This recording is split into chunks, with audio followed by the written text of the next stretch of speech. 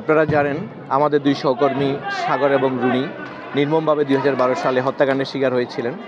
তাদের স্মৃতিকে অম্লান করে রাখতে আমরা এই আয়োজন করেছি। এই টুর্নামেন্ট দীর্ঘদিনের একটা পরিকল্পনারই অংশ।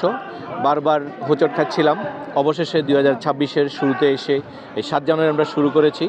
আজ 10 জানুয়ারি এটি চূড়ান্ত পর্বের মাধ্যমে খেলার পর্দা নামবে।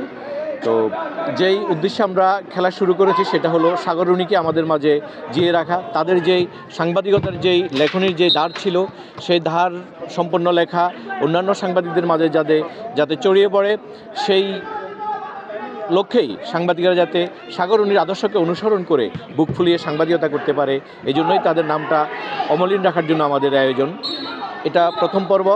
আশা করি পরবর্তী আমাদের আয়োজনগুলো আরও বড় বড় দলের অংশগ্রহণে হবে, আরও বৃহৎ দল এবং এর পরিসর আরও বাড়বে সে প্রত্যাশায় রাখছি।